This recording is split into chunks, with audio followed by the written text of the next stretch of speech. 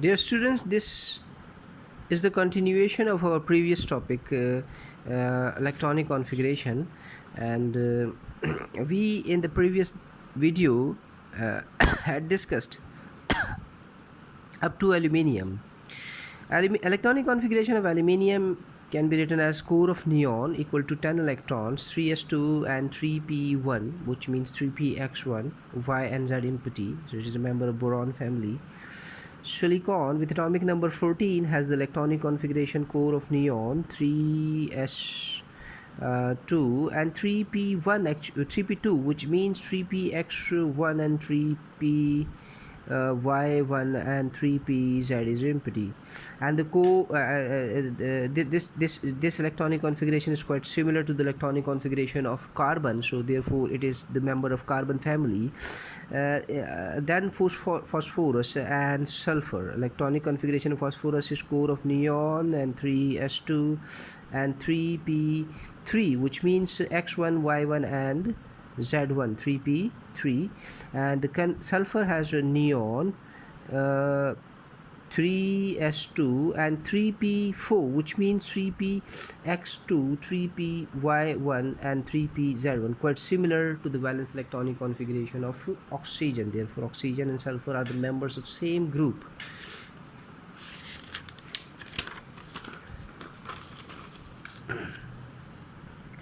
Chlorine and then argon. Electronic configuration of chlorine is core of neon and 3s2 3px2 3py2 and 3pz1, and argon has the electronic configuration. We may write also the core of neon, or we may write a whole electronic configuration, because actually argon is also a noble gas, so we may write it as core of neon 3s2 3p6, which means x2 y2 and z2. It also has a completely filled shell.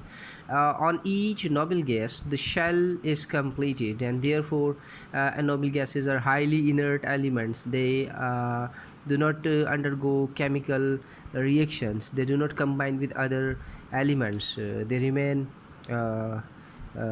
in their original states or atomic states. Elements that come after argon in the periodic table, such as potassium with atomic number 9, will be written as it will have different core of argon equal to 18 electrons, and it will have 4s1. If you focus on the electronic configurations keenly, you come to know that after each noble gas we have s1 electronic configuration, and these all elements are similar in their chemical properties. So the first element with s1 electronic configuration is here lithium, this lithium, and the second member of lithium family in the periodic table is sodium, that has 3s1 electronic configuration, and third member is potassium with 4s1 electronic configuration. Here another important point to be noted is that here we are applying the fourth rule, n plus l rule. Pay close attention in the when we have filled 18 electrons up to argon in the case of 3p6. According to this arrangement, we must fill 3d orbital, but we are filling 4s orbital, and the reason is that we are following n plus l rule, because the value of n plus l for 4s orbital is lower than the value of n plus l of 3d orbital, and according to rule we must fill those orbitals first that have lower value of n plus l. 4s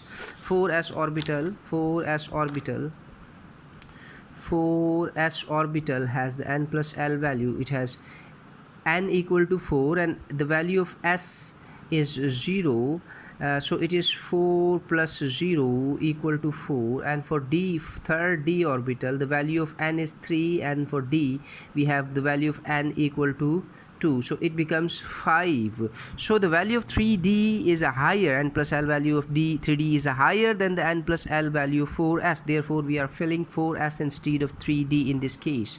And similar trend follows in other cases that are that is the case of rubidium or cesium or francium, etc. After potassium we have calcium with atomic number 20. It will have the core of argon and 4s2.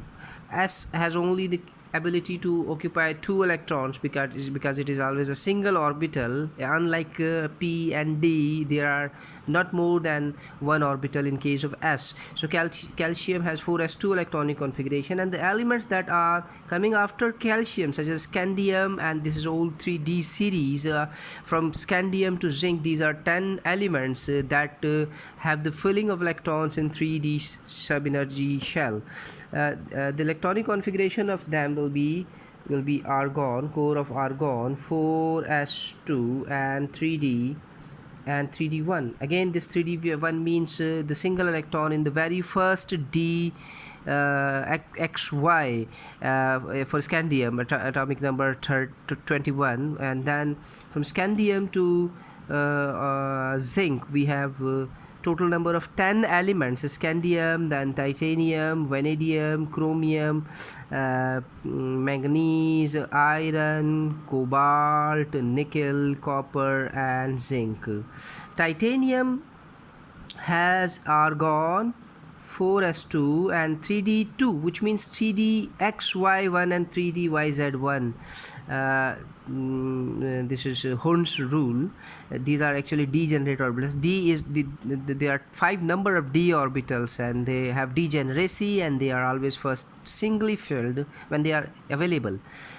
For vanadium we have core of argon and 4s2, 3d3, which again means there are 3 unpaired electrons. So for chromium we have an interesting exception here.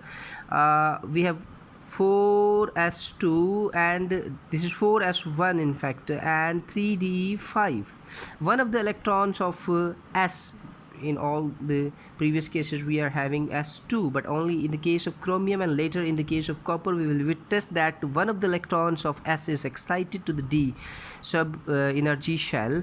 In this case it is happening because of the partially filled D sub energy shell is more stable. So if we are moving in the ordinary way, we will have 4s2 and 3d4. 3d4 is not partially filled.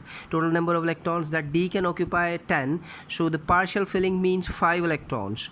One of the electrons from S is excited to 3d to make it 3d5 instead of 3d4. So this is 4s1 and 3d5, and there are a lot of experimental evidence that are available to support this electronic configuration of chromium, because chromium has greater melting point than manganese, and chromium has greater paramagnetic nature than manganese. That shows that it must have greater number of unpaired electrons in comparison to manganese, and this can only be understood by carrying out electronic configuration of chromium in this manner. Manganese on the other hand has core of argon and 4s2, 3d5. It has 7 electrons with 25 atomic number, 7 electrons in the outermost subenergy shell. Then argon, 4s2 and 3d6. 3d6 means the first d orbital 3dxy will have 2 electrons, and the remaining 4 d orbitals will be singly filled. Cobalt has argon, 4s2 and 3d7, means 3 unpaired electrons. In the case of nickel, core of argon, 4s2 and 3d8, means it has only 2 unpaired electrons. And again, in the case of copper we must write star here. In the case of chromium and copper we have exceptional electronic configurations. Copper has core of argon and then 4s1 and 3d10. It is because 3d10 electronic configuration is more stable, because in this case 3D is completely filled. So 3D is completely filled here, and in this case 3D is partially filled. So partially filled chromium, partially filled D in the case of chromium and completely filled D in the case of copper have greater stabilities. Therefore these two elements have exceptional electronic configurations, and similar trend follows downward. The members of chromium family and copper family has also same valence electronic configuration. Then zinc has 30 electrons. It has electronic configuration 4s2 and 3d 10. The elements that are following zinc, that are coming after zinc, they have 4p electronic filling. They are